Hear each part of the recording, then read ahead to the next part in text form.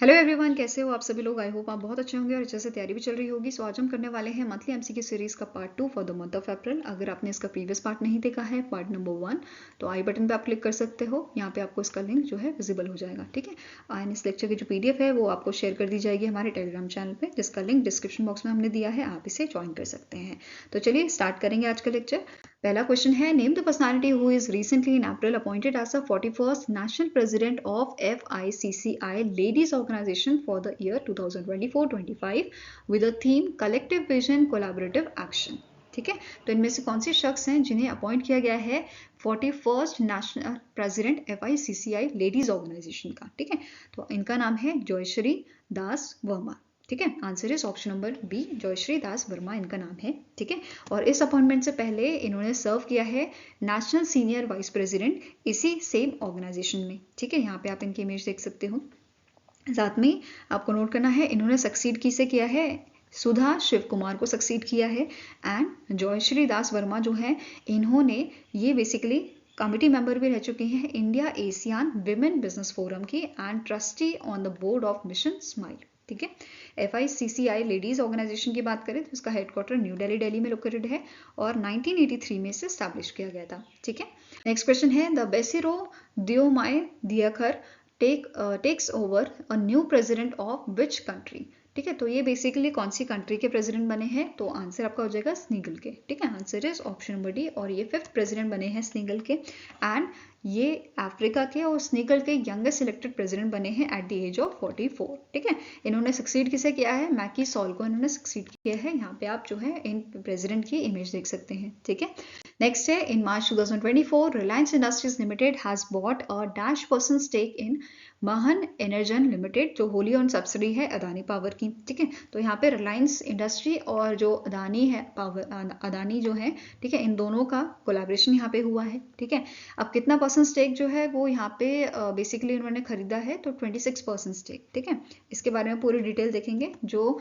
महान अर्जन anagen Limited है, ये thermal power plant as a thermal power plant operate करेगा आपका मध्य प्रदेश में। ठीक है, with a capacity of 2800 megawatt. ठीक है, अब यहाँ पे जो डील हुई है रिलायंस इंडस्ट्रीज की अलॉन्ग विद दी अदानी, तो इन दोनों के बीच में जो डील हुई है, इस डील के तहत जो महान एनर्जन लिमिटेड है, ठीक है, जो ये ऑर्गेनाइजेशन है, जो ये आपकी प्लांट है, ये बेसिकली इसका एक यूनिट जिसकी कैपेसिटी 600 मेगावाट की होगी, ये डेजिग्नेट किया जा रहा है एज अ कैप्टिव यूनिट। किसको, रिलायंस इंडस्ट्रीज को। ठीक है, कैप्टिव यूजर बेनिफिट्स पहले देख लेते हैं। अब यहाँ पे कैप्टिव यूजर पॉलिसी के तहत अगर आपको बेनिफिट्स अवेल करने हैं, इन दैट केस जो रिलायंस इंडस्ट्री है, इसको कम से कम 26% के जो स्टेक हैं वो होल्ड करने पड़ेंगे इस पार्टनरशिप में या इस ऑर्गेनाइजेशन में, महान एनर्जन लिमिटेड में। ठीक है, ये ध्यान में रखना है। साथ में ही यहाँ पे रिलायंस इंडस्ट्री जो है इन स्टेक्स के लिए प्रोवाइड कर रही है 50 करोड़ की अमाउंट। ठीक है, ये इतना अमाउंट यहाँ पे इन्वेस्ट कर रहे हैं for to acquire the 5 crore equity shares in Mahan Energen limited, जो आपके मध्य प्रदेश में है। ठीक है, ये ध्यान में रखना है। नेक्स्ट है, the Warburg Pincus sold its entire 2.25 stakes in which bank for rupees 1195 crore through the open market transaction। तो इनमें से कौन सा आपका प्राइवेट बैंक है जिसमें वॉरबर्ग पिंकस ने, जो आपकी न्यूयॉर्क बेस्ड कंपनी है, ठीक है, प्राइवेट इक्विटी फॉर्म है ये आपका न्यूयॉर्क बेस्ड, तो इन्होंने 2.25% स्टेक इसका जो है आपका सोल्ड कर दिया है। ठीक है, तो आंसर आपका हो जाएगा, it is IDFC first bank. ठीक है, कौन सा बैंक है, IDFC फर्स्ट बैंक। इसकी स्टैटिक इन्फॉर्मेशन की बात करें तो IDFC फर्स्ट बैंक के MD and CEO हैं V वैद्यनाथन। हेडक्वार्टर इसका मुंबई महाराष्ट्र में लोकेटेड है, 2018 में स्टैब्लिश किया गया था एंड इसकी टैगलाइन है ऑलवेज यू फर्स्ट। ठीक है, नेक्स्ट क्वेश्चन है, name the company that recently received approval from the shareholders to delist its shares to proceed with its merger with ICICI bank. तो इनमें से कौन सी सब्सिडी है जिससे रिसेंटली अप्रूवल मिला है फ्रॉम द शेयर होल्डर्स की डीलिस्ट कर सकते हैं इसके shares to proceed with its merger with ICICI bank. तो answer is option number B, that is ICICI securities. ठीक है, answer is option number B. Now static information की बात कर लेते हैं। ICICI बैंक के MD and CEO कौन है, संदीप बख्शी। हेडक्वार्टर मुंबई महाराष्ट्र में है एंड ICICI सिक्योरिटीज का भी हेडक्वार्टर आपका मुंबई महाराष्ट्र में ही है। एंड MD and CEO कौन है, इनका नाम है विजय चंदूक। ठीक है, नेक्स्ट क्वेश्चन है, Louis Cameron, the first black man to win Oscars, recently in March passed away, he won Oscars for his performance in an officer and a gentleman in which year. तो इन्हें ये award दिया गया था 1983 में, ठीक है, answer is option number D. इसके साथ साथ ये सेकंड ब्लैक मैन बने थे जिन्हें गोल्डन ग्लोब अवार्ड दिया गया था इनके सपोर्टिंग एक्टर्स के लिए, ठीक है, बेस्ट सपोर्टिंग एक्टर के लिए। देन ये 1983 में ही दिया गया था। इसके अलावा 1992 में इन्हें गोल्डन ग्लोब अवार्ड भी दिया गया था, किस चीज़ के लिए, best performance by an actor in supporting roll on television, ठीक है, द जोसेफ बेकर स्टोरी के लिए। फाइन। इसी के अलावा 1977 में इन्हें जो है एमी अवार्ड दिया गया था आउटस्टैंडिंग लीड रोल के लिए फॉर द रूट्स, ठीक है। नेक्स्ट है, the international day of zero waste is annually observe across the globe on. तो international day of zero waste हम ऑब्जर्व करते हैं 30 मार्च को, ठीक है, आंसर आपका हो जाएगा, it is option number D. Now 30 मार्च 2024 को जो है हमने इसका सेकेंड एडिशन ऑब्जर्व किया था, ठीक है, फर्स्ट एडिशन आपका 2023 में मनाया गया था। क्लियर है। अब कौन सी ऑर्गेनाइजेशन इस डे को ऑब्जर्व करती है, तो it is United Nation Environment Programme UNEP along with United Nation Human Settlements Programme that is UN habitat, ठीक है। अब UNEP की बात करें तो UNEP के आपके एग्जीक्यूटिव डायरेक्टर कौन है, इनका नाम है Inger Edison, headquarter Nairobi Kenya में है, 193 करंट मेंबर्स इसके हैं, member states, and it was founded in the year 1972, ठीक है। नेक्स्ट है, which of the following statement is are correct with respect to the recent steps taken by the SEBI in March 2024। तो पहला आपका यहाँ पे स्टेटमेंट क्या कह रहा है, सेबी ने लॉन्च किया है beta version T+O rolling settlement cycle का on an optional basis in addition to the existing T+1 settlement cycle in a equity cash market. Next है, T+O trade settlement cycle allows same day settlement of a stock trades instead of a one-day settlement period of T+1. The beta version of a T+O settlement was introduced for a limited sets of 25 scripts and with a limited number of brokers. तो इनमें से कौन सा आपका जो point है वो correct है, तो सारे ही यहाँ पे करेक्ट है, तो आंसर क्या हो जाएगा, option number E, all 1, 2 and 3 statements are correct. And यहाँ पे आपको नोट करना है, जो ये आपका बीटा वर्जन लॉन्च किया गया था ये आपका एप्लीकेबल हो गया था 28 मार्च से, ठीक है, 28 मार्च 2024 से ये एप्लीकेबल हो गया था, ठीक है। इसके अलावा नोट करना है कि जो सेबी है, सेबी इवैल्यूएट करेगी इन रिजल्ट्स को 3 and 6 months marks to decide on a further roll out, ठीक है। इसके अलावा सेबी ने यहाँ पे ऑपरेशनल गाइडलाइंस जो है वो भी यहाँ पे रिलीज की थी, ठीक है, for the short settlement cycle. Eligibility की बात करें तो ये आपका था सारे ही investors who are able to meet the timelines, process, risk requirement prescribed by the market infrastructure institution, that is MIIs, are eligible to practice in a segment for T+O settlement cycle, ठीक है। Trade timing की बात करें तो ये आपका 9:15 AM से 1:30 PM का है, ठीक है। प्राइस बैंड की बात करें तो जो प्राइस है, the price in the T+O segment will operate with a price band of कितना, +100 basis point from the price in a regular T+1 market, and जो बैंड है it will be recalibrated after every 50 BPS, ठीक है, basis point after 50 base point ये आपका recalibrate होगा, ठीक है, the moment in the underlining T+1 market. Next है, the National Stock Exchange has slash transaction charges for cash equity and derivative segment by -%। The new charges came into effect from 1 April 2024। तो National Stock Exchange जिसका headquarter Mumbai में located है आपका, ठीक है, इन्होंने यहाँ पे क्या बोला है, इन्होंने कम किया है, स्लैश किया है ट्रांजेक्शन चार्जेस, ठीक है, for cash equity and derivative segment कितना %, 1% से किया है, ठीक है, आंसर हो जाएगा ऑप्शन नंबर ए, ठीक है। यहाँ पे आप नेशनल स्टॉक एक्सचेंज के MD एंड CEO देख सकते हो, इनका नाम है आशीष कुमार चौहान, ठीक है। नाउ नेक्स्ट क्वेश्चन है, India renewed agreement to export electricity to which country for a 3 months until the end of June 2024। तो रिसेंटली नेपाल के साथ इंडिया का जो अग्रीमेंट था वो आपका 31 मार्च को, ठीक है, 31 मार्च को वो आपका खत्म होना था, बट इन्होंने रिक्वेस्ट किया इंडिया को, तो इंडिया ने फर्दर 3 महीने से एक्सटेंड कर दिया है, तो आंसर यहाँ पे आपका क्या हो जाएगा, ऑप्शन नंबर सी, नेपाल के साथ अग्रीमेंट साइन हुआ है जून 2024 तक। क्लियर है।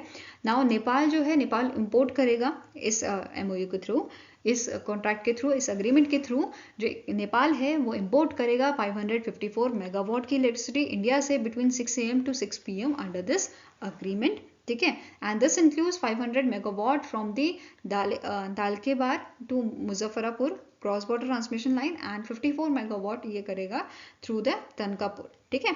अब नेपाल की बात करें तो नेपाल के करंट प्राइम मिनिस्टर कौन है? इनका नाम है पुष्प कमल दहल, कैपिटल इसकी है काठमांडू, प्रेसिडेंट कौन है? रामचंद्र पौडेल एंड करेंसी इसकी है नेपालीज रुपी, ठीक है।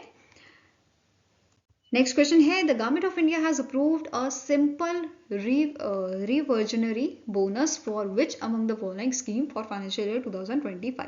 तो इनमें से कौन सी स्कीम है जिसके लिए यहाँ पे सिंपल रिवर्जनरी बोनस जो है वो यहाँ पे अप्रूवल उसका दिया गया है गवर्नमेंट ऑफ इंडिया के द्वारा, ठीक है। तो आंसर आपका हो जाएगा it is PLI scheme, postal life insurance scheme, और दूसरी आपकी है rural postal life insurance scheme, ठीक है। आंसर क्या हो जाएगा? Both A and B are correct, fine. अब जो ये रेट है फाइनेंशियल ईयर 2025 के लिए ये आपके एप्लीकेबल हो गए हैं 1 अप्रैल 2024 से, क्लियर है। अब PLI की बात करें जो आपकी पोस्टल लाइफ इंश्योरेंस स्कीम है, ये आपकी ओल्डेस्ट लाइफ इंश्योरेंस स्कीम है जिसे 1884 में लाया गया था, इंट्रोड्यूस किया गया था पोस्टल एम्प्लॉयज के लिए। बाद में 1888 तक ये आपकी एक्सटेंड कर दी गई थी employees of a telegraph department, ठीक है।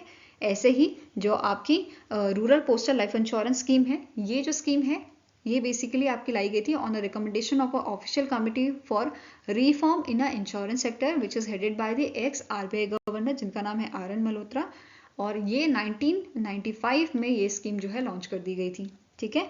अब यहाँ पे हम देखेंगे बोनस रेट, ठीक है। Bonus rate postal life insurance scheme का क्या है? पहला आपका है होल लाइफ एश्योरेंस के लिए ये है ₹76 पर 1000 of sum assured, endowment assurance के लिए ₹52 पर 1000 of sum assured, anticipated endowment assurance ₹48 पर 1000 of a sum assured, then convertible whole life assurance, ठीक है। ये आपका यहाँ पे क्या बोला गया है? Whole life bonus rate would be applicable versus endowment assurance bonus rate will be applicable on conversion, ठीक है। नेक्स्ट है the rate of terminal bonus will be ₹20 per sum assured of ₹10,000 subject to a maximum of ₹1,000 for WLA which is whole life assurance and EAS endowment assurance with a term of 20 years or more, ठीक है। ये यहाँ पे जो है चीज़ें conditions बताई गई हैं, ठीक है। ऐसे ही RPLI स्कीम की देखें तो यहाँ पे होल लाइफ एश्योरेंस के लिए ₹60 है, ठीक है। एंडोमेंट एश्योरेंस के लिए 48, देन एंटिसिपेटेड एंडोमेंट एश्योरेंस ₹45 पर 1000 of sum assured, convertible whole life assured इसमें भी आपको क्या बोला गया है? Whole life bonus rate would be applicable but on conversion जो आपका एंडोमेंट एश्योरेंस है ये आपका एप्लीकेबल होगा, ठीक है। Then rate of terminal bonus ये आपका अगेन ₹20 रहेगा for sum assured of 10,000 subject to the maximum of ₹1,000 for WLA and assurance endowment assurance with policies with a term of 20 years or more, ये यहाँ पे categories दी गई थी, ठीक है।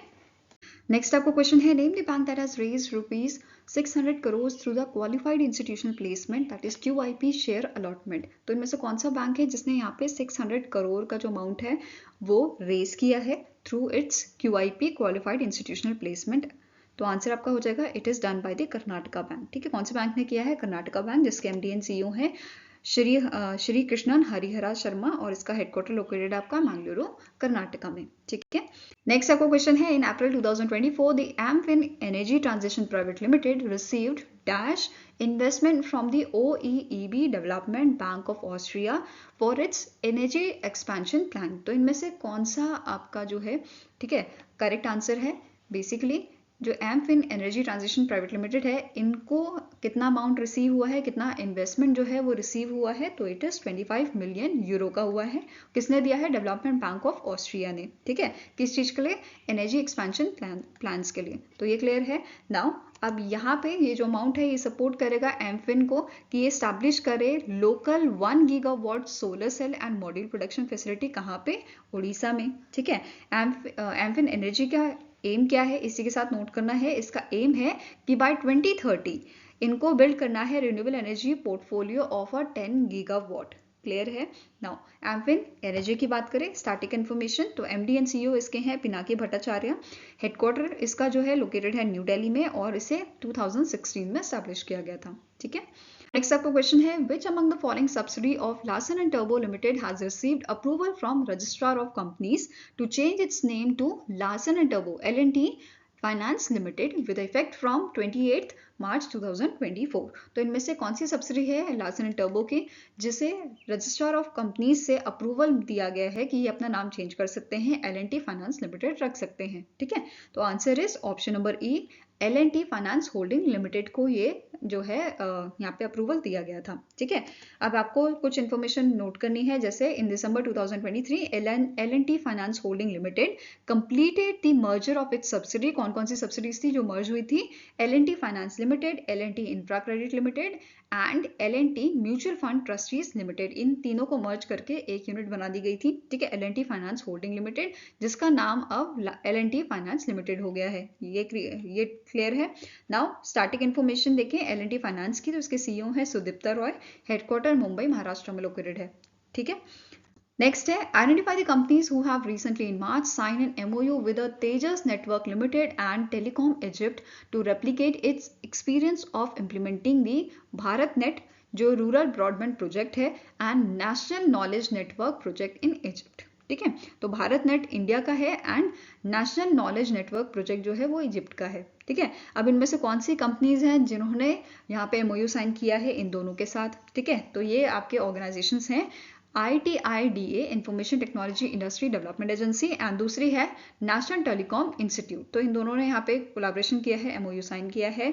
तो answer is option number D, both A and B are correct. ठीक है, इसी के साथ जो कोलैबोरेशन हुई है इसमें अदर आपके एरियाज कौन कौन से हैं जिस पे फोकस किया जाएगा? ठीक है, जैसे capacity building of Egyptian engineers and technicians on telecom and networking technologies. ठीक है, यहाँ पे स्टैब्लिश किया जाएगा local manufacturing and R&D facilities. ठीक है, जो रिसर्च एंड डेवलपमेंट फैसिलिटीज हैं वो यहाँ पे जो है स्टैब्लिश की जाएंगी fibre to the home products को, FTTH प्रोडक्ट्स के लिए। ठीक है, देन यहाँ पे सेटअप किया जाएगा टेक्निकल सपोर्ट सर्विसेज इजिप्ट में, both for the customers within the country as well as for the larger African and Middle East region. ठीक है, नाउ इसी के साथ आपको नोट करना है, जो आपकी टेलीकॉम इजिप्ट है, जो आपकी कंपनी है इजिप्ट की, इसे नेशनल टेलीकम्युनिकेशन रेगुलेटरी अथॉरिटी, जो इजिप्ट की रेगुलेटरी बॉडी है, इसने लाइसेंस दिया था, ग्रांट किया था लाइसेंस जनवरी 2024 में, ताकि ये 5G एज अ ऑपरेट कर सके as a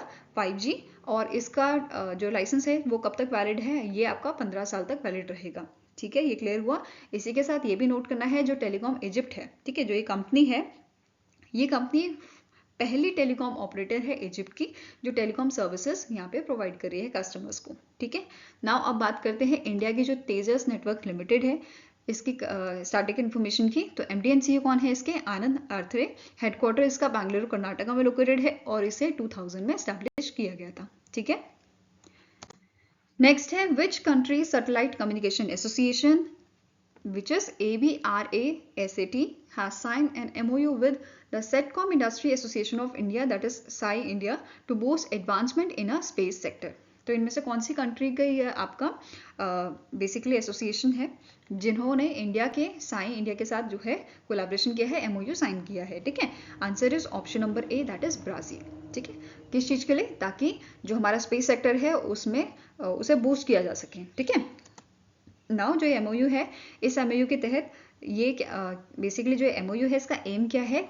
to foster the collaboration and drive innovative ventures and technical corporation between these two countries. ठीक है, साथ में ही ये MOU फैसिलिटी प्रोवाइड करता है in the collaboration in the satellite communication, rocket, satellite launches, payload development, satellite platform और ground instrumentation में। ठीक है, साथ में ही ये MOU जो है ये साथ में ही जो बिजनेस एक्सपेंशन है उसमें भी हेल्प करने वाला है। ठीक है, business expansion and corporation between India and Brazil in various sectors enabling seamless regional and global connectivity।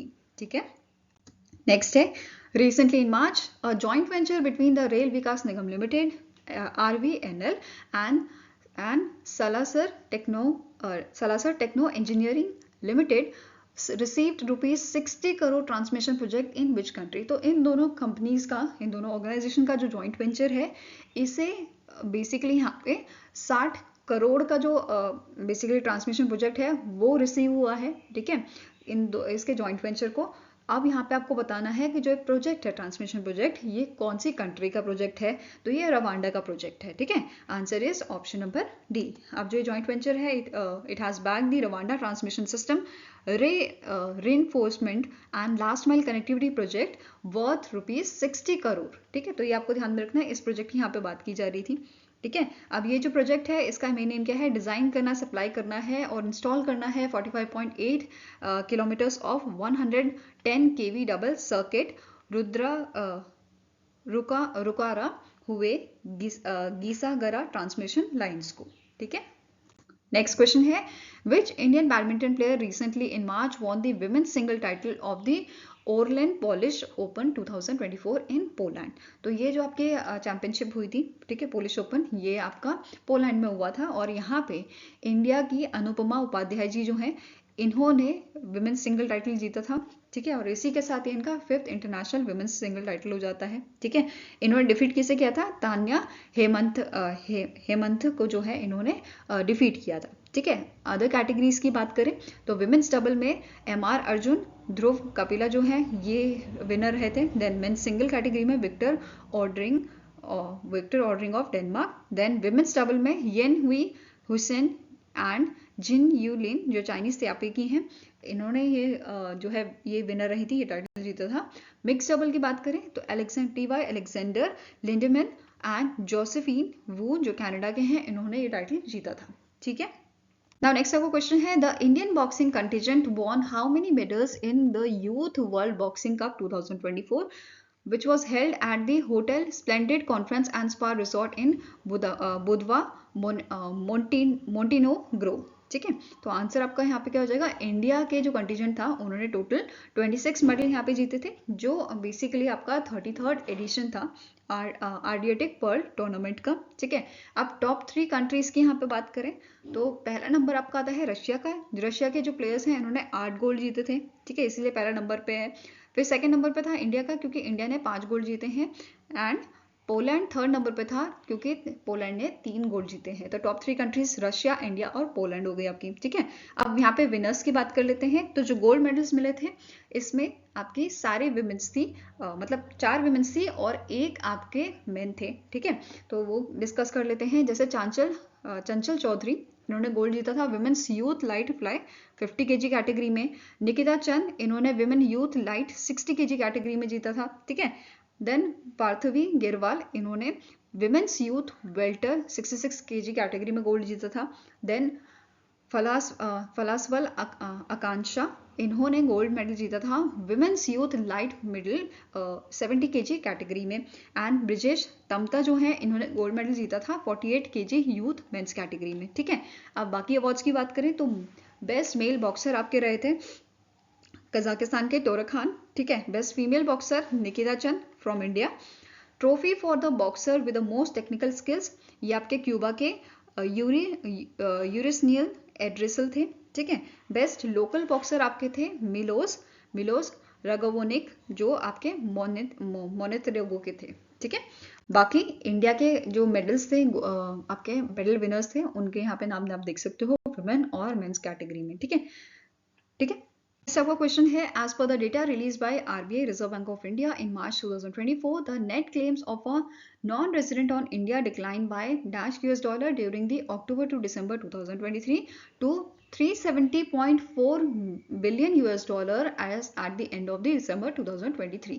तो ये अमाउंट कितना था जो डिक्लाइन हुआ था, it is decline by the 12.2 billion $, ठीक है। Answer is option number D. अब इसका मेन रीजन क्या बताया जा रहा है डिक्लाइन का, it is in the increase of a reverse asset surging by the 34.8 billion $, during the Q3 of financial year 2024, ठीक है। Now next आपको क्वेश्चन है, name the global network of a laboratory that was recently in March launch by WHO to monitor emerging corona virus. तो WHO ने recently global network of laboratory जो है उसे launch किया है, जिसका नाम रखा है कोविनेट। क्या रखा है, कोविनेट।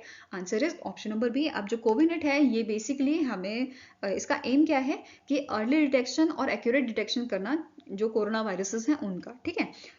यहाँ पे क्या बताया गया है, to facilitate the early and accurate detection of a severe acute respiratory syndrome corona virus 2, ठीक है, SARS-CoV-2, Middle East respiratory syndrome corona virus which is MERS-CoV, and novel corona viruses of a public health importance. तो इन सबको यहाँ पे ये सब चीज़ें फैसिलिटेट करेगा ये, ठीक है। साथ में ही CoViNet expands on the WHO SARS-CoV-2 reference laboratory network, जो पहली WHO की रेफरेंस लैब नेटवर्क थी, ठीक है, जो जनवरी 2020 में स्टैब्लिश की गई थी। इसी के साथ आपको नोट करना है, जो ये आपका नेटवर्क है कोविनेट जो है, जो आपका ग्लोबल नेटवर्क है लेबोरेटरीज का, इसमें टोटल 36 लेबोरेटरीज जो हैं आपकी शामिल की गई हैं फ्रॉम दी 21 कंट्रीज, ठीक है, जिसमें से 3 लेबोरेटरीज इंडिया की भी हैं। तो आपका क्वेश्चन बन सकता है कि कौन सी 3 लेबोरेटरीज इसमें शामिल की गई हैं कोविनेट का जो ग्लोबल नेटवर्क है, ठीक है। तो कौन कौन सी हैं? Council of scientific and industrial research,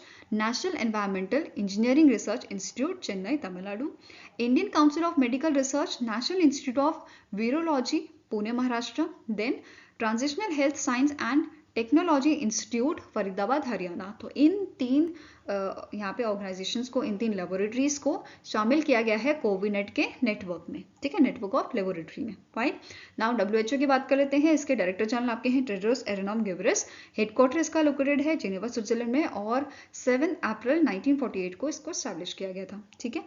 Now next question है, which among the following institution launched digital health enterprise planning course along with the UNICEF India and International Institute of Health Management Research Delhi to promote digital innovation in a health system? तो इनमें से कौन सा आपका IIT है जिसने launch किया था digital health enterprises planning course UNICEF India और IIHMR दिल्ली के साथ मिलके, ठीक है। तो आंसर आपका हो जाएगा it is done by the IIT Bombay, ठीक है। Answer is option number C. अब जो digital health enterprise planning course जो है, ये आपका 10 वीक का हेल्थ कोर्स है, ठीक है, जो स्टार्ट हो गया था 17 अप्रैल 2024 से, ठीक है। नेक्स्ट है, in March 2024 the startup incubation and innovation centre that is SIIC at the IIT Kanpur in a corporate social responsibility agreement with which company for innovation in a health care. तो इनमें से कौन सी आपकी कंपनी है जिसके साथ जो IIT कानपुर का startup incubation and innovation centre है उसने MOU साइन किया है, उसने अग्रीमेंट साइन किया है, ठीक है, कॉर्पोरेट सोशल रिस्पॉन्सिबिलिटी अग्रीमेंट। तो answer is option number E, that is gliders India, that is gliders India limited Kanpur जो है, इसके साथ यहाँ पे इस पैक्ट को, इस अग्रीमेंट को साइन किया गया था। अब ग्लाइडर्स इंडिया लिमिटेड है, इसका हेडक्वार्टर आपका कानपुर में लोकेटेड है, ordnance parachute factory Kanpur UP में लोकेटेड है, ठीक है। अब इस अग्रीमेंट के अंडर, ठीक है, under this CSR collaboration gliders India commits, इन्होंने क्या कमिट किया है कि फाइनेंशियल असिस्टेंट और मेंबरशिप जो है वो प्रोवाइड करेंगे to the startups incubated at the SIIC, जो फोकस करते हैं मेडिकल टेक्नोलॉजीज में, डिजिटल हेल्थ सॉल्यूशंस में, टेलीमेडिसिन में and health care infrastructure innovations में, ठीक है। इसी के साथ साथ आपको नोट करना है, IIT Kanpur will leverage the technological expertise combined with the gliders India industries experience, किस चीज के लिए? For developing impactful solutions addressing critical health care challenge in India, ठीक है। नेक्स्ट है, which among the following organization jointly organize a Meghan 24 the meteorological and oceanography METOC seminar at the Southern Naval Command in Kochi, Kerala, ठीक है। तो इनमें से कौन से आपके ऑर्गेनाइजेशन है जिन्होंने मिलकर ऑर्गेनाइज किया था मेघयान 24 को, ठीक है। ये आपका सेमिनार बेसिकली हुआ था वर्ल्ड मेट्रोलॉजिकल डे के दिन, जो आपका ऑब्जर्व कब किया जाता है 23 मार्च को, ठीक है ना। कौन से यहाँ पे से ऑर्गेनाइजेशन है? तो आंसर हो जाएगा school of naval oceanology and metrology, ठीक है, SNOM and Indian naval metrological analysis centre INMAC। तो ये दोनों आपके जो है आंसर हैं। तो answer is option number D, both A and B organisations ने मिलकर इसे ऑर्गेनाइज किया था मेघयान 24 को, ठीक है। अब इस सेमिनार की बात करें तो इस सेमिनार की जो थीम थी ये बेस्ड थी at the front line of a climate action, जो वर्ल्ड मेट्रोलॉजिकल डे की थीम थी, ठीक है। इस सेमिनार के दौरान एक ऐप भी यहाँ पे लॉन्च की गई थी which is INDRA, Indra, Indian naval dynamic resource for weather analysis, ठीक है। नाम से पता चल रहा है ये क्या करेगी, वेदर एनालिसिस देगी, ठीक है, वेदर का इंफॉर्मेशन प्रोवाइड करेगी, ठीक है। इस ऐप को डेवलप किया है बाइसेग ने, ठीक है, Bhaskar Acharya, national institute for space application and geoinformatics ने, ठीक है, in coordination with the directorate of naval oceanology and metrology Indian navy. ठीक है, अब इस ऐप का जो एम है वो क्या है कि वेदर रिलेटेड इन्फॉर्मेशन ये प्रोवाइड करेगा, ठीक है, and forecast empowering optimal and quick decision making. ठीक है, नेक्स्ट आपका क्वेश्चन है the Kutch copper limited, a subsidy of Adani enterprises limited, इन्होंने कमीशन किया है पहला unit it's green field copper refinery project का। ठीक है, कहाँ पे ये कमीशन किया गया है? तो आंसर आपका हो जाएगा ये आपका मुंद्रन गुजरात में जो है इसे कमीशन किया गया है। ठीक है, अब अदानी एंटरप्राइजेस ने इन्वेस्ट यहाँ पे किया है 1.2 बिलियन का इन्वेस्टमेंट यहाँ पे किया है किस चीज के लिए? 0.5 मिलियन टन पर एनएम की कैपेसिटी सेटअप करने के लिए। ठीक है, और ये बात की इन्होंने फर्स्ट फेज की। सेकंड फेज जो है इसमें इन्होंने कैपेसिटी डबल कर दी है which is 1 million ton per annum, making इसी के साथ making the copper cup the Kutch copper the world's largest single location custom smelter adhering to the ESG environmental social and governance standard. ठीक है, अब इस प्लांट का इन्होंने क्या बोला है? This plant is set to achieve the full scale capacity, जो इसकी 1 मिलियन टन पर एनम की कैपेसिटी है ये इसे अचीव कर लेगा बाय द फाइनेंशियल ईयर 2029। ठीक है, नेक्स्ट है इसके बारे में और इन्फॉर्मेशन देखते हैं जो हमने प्लांट अभी पढ़ा है। ठीक है, जो ये प्लांट है ये प्रोड्यूस करेगा copper cathodes and rods and valuable by product जैसे गोल्ड हो गया, सिल्वर हो गया, आपके सेलेनियम हो गया, प्लैटिनम हो गया। ठीक है, इसके बाद सेकंड पॉइंट क्या है? The integrated complex will produce sulphuric acid reducing India's resilience on import. तो इससे इम्पोर्ट भी हमारा हम जो है कम इंपोर्ट करेंगे। ठीक है, देन नेक्स्ट पॉइंट है Kutch copper plans to establish, इनका क्या प्लान है? ये एस्टैब्लिश करेंगे Kutch copper tubes limited as a part of a forward integration strategy for the production of a copper tube scattering various applications in air conditioning and refrigeration। ठीक है, next point है कि ये जो यहाँ पे बेसिकली टेक्नोलॉजी यूज कर रहे हैं कच्छ कॉपर के लिए। ठीक है, तो ये इनका एम क्या है साथ में कि ये मिनिमम कार्बन एमिशन करें। ठीक है, Kutch copper utilise cutting edge technology engineer to minimise the copper footprint with a measures like कि इसमें 1/3 प्लांट जो है मतलब 1/3 एरिया जो है इस प्लांट का ये आपका ग्रीन स्पेस रहेगा, साथ में ही 15% कैपिटल एलोकेशन आपके एनवायरमेंटल प्रोटेक्शन में लगाई जाएगी। ठीक है, नेक्स्ट है the plant implements the zero liquid discharge model and utilise the desalination water and waste water recycling to minimizing ecological impact। ठीक है, तो ये एनवायरमेंट को भी मद्देनजर रखते हुए काम कर रहे हैं। आपका क्वेश्चन है what is the name of India's first AI based film? तो इंडिया की पहली AI बेस्ड फिल्म जिसमें शोकेस किया गया है कि जो नेगेटिव इम्पैक्ट होते हैं आपके आर्टिफिशियल इंटेलिजेंस के, उसके बारे में ये फिल्म बनाई गई है, उसका मिसयूज कैसे हो रहा है। ठीक है, तो इस मूवी का नाम है इरा। क्या नाम है इसका? नाम इरा। ठीक है, जिसे रिसेंटली आपका इन मंथ ऑफ अप्रैल जो है लॉन्च किया गया था इस मूवी को।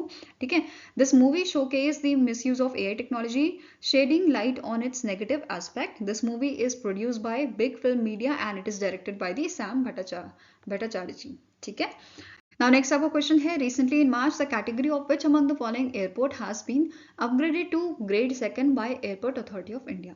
तो अभी recently ठीक है जो एयरपोर्ट अथॉरिटी ऑफ इंडिया है इन्होंने जो वीर सावरकर इंटरनेशनल एयरपोर्ट है जो पोर्ट ब्लेयर में लोकेटेड है आपका, port Blair and Andaman and Nicobar. ठीक है, तो इस एयरपोर्ट का जो ग्रेड है वो 2nd कर दिया है। पहले ये आपका ग्रेड 3rd था, अब ये कितना हो गया? ग्रेड 2nd कर दिया गया है, अपडेट इसे कर दिया गया है। ठीक है, नेक्स्ट क्वेश्चन है which country recently in April collaborated with India to promote Sanskrit education?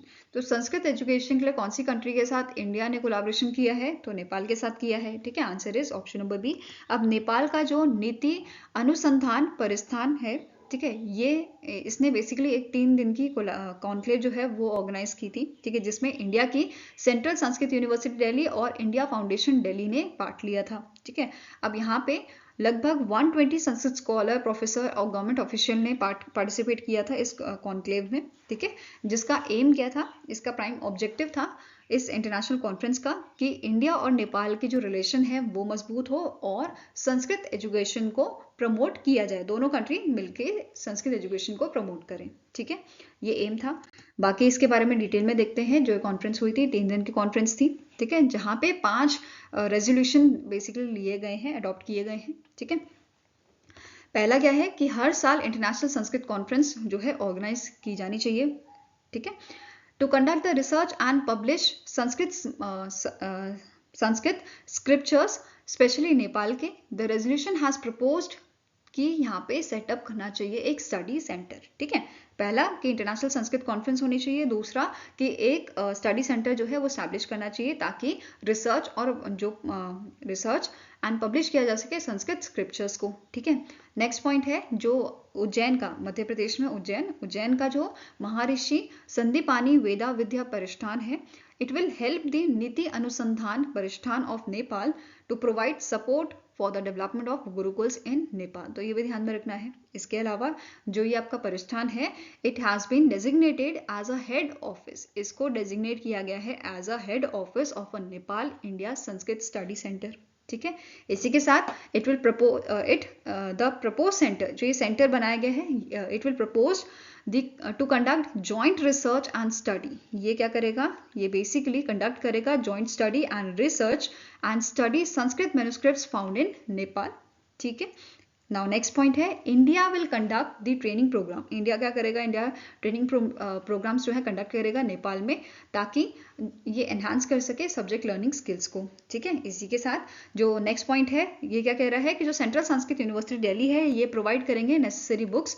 इनकी जो गुरुकुल्स होंगे यहाँ पे बनाए जाएंगे नेपाल में, उनकी लाइब्रेरीज में. ठीक है, and provide Sanskrit educational institutions in Nepal. ठीक है, नेक्स्ट है this conclave agreed to promote the preservation of Sanskrit, Pali and Prakrit language. तो ये 3 लैंग्वेज के प्रिजर्वेशन के लिए यहाँ पे सारे लोगों ने, जितने भी यहाँ पे ऑर्गेनाइजेशन थी और लोग थे, पार्टिसिपेट किया था, उन्होंने अग्री किया है किस चीज़ के लिए, प्रिजर्व करने के लिए इन 3 लैंग्वेजेस को, संस्कृत, पाली और प्राकृत लैंग्वेज को, and the religion, culture, philosophy, history and archaeology of a Nepal and India. ठीक है, नेक्स्ट है name the organisation that has announced a plan to establish a digital India trust agency, DIGITA. ठीक है, digital India trust agency, इसका full form याद रख लेना, full form भी पूछा जा सकता है. To combat the proliferation of a illegal lending apps. तो इनमें से यहाँ पे बेसिकली आरबीआई ने जो है इस एजेंसी का बोला है कि इसको ये एस्टैब्लिश करेंगे किस चीज़ के लिए, कॉम्बैट करने के लिए proliferation of a illegal lending apps. ठीक है, तो answer is option number D, that is RBI. ठीक है, अब जो ये ऐप है, बेसिकली यहाँ पे क्या बोला गया है कि ऐसी एप्स जिसमें वेरीफाइड मार्क जो है नहीं होगा फ्रॉम दी डिजिटा, इनको अनऑथराइज घोषित कर दिया जाएगा. ठीक है, would be deemed unauthorise for the law enforcement purpose. ठीक है, इसी के साथ यहाँ पे आरबीआई ने प्रोवाइड की है गूगल को 442 डिजिटल लर्निंग एप्स की लिस्ट कि ये इसे वाइट लिस्टिंग करे. एंड गूगल ने लगभग यहाँ पे 2200 एप्स जो है वो रिमूव भी कर दी थी प्ले स्टोर से. ठीक है, now Google now enforces a policy allowing only RBI regulated entities और their partners to publish apps on the Play Store. तो ये चीज़ यहाँ पे इनके दोनों के बीच में अंडरस्टैंडिंग हुई है इसकी. ठीक है, नेक्स्ट क्वेश्चन है recently Hindustan Aeronautics Limited has sign a contract worth ₹1173.42 crore with which company to supply 6 sets of LM2500 gas turbine, GT auxiliaries, GT-AE spares, tools for Indian navy's next generation missile vessel project, NGMV के लिए. ठीक है, NGMV project के लिए यहाँ पे contract sign किया गया है HAL और कोचिन शिपयार्ड लिमिटेड के द्वारा. ठीक है, answer is option number B. अब यहाँ पे क्या बोला गया है, जो डोमेस्टिक कॉन्ट्रैक्ट है ये आपका बेसिकली चलेगा फाइनेंशियल ईयर 2029, फाइनेंशियल ईयर 2026 से फाइनेंशियल ईयर 2029 तक ये चलेगा. ठीक है, आई होप गाइस आपको ये वीडियो पसंद आया हो. पसंद आए तो लाइक एंड शेयर जरूर कीजिएगा, और अगर आपके कुछ सजेशन है तो आप हमें मेल कर सकते हो या फिर कमेंट सेक्शन में भी लिख सकते हो. ठीक है, मिलेंगे ऐसे ही नेक्स्ट वीडियो के साथ. Till then take care, have a nice day and all the best for your preparations.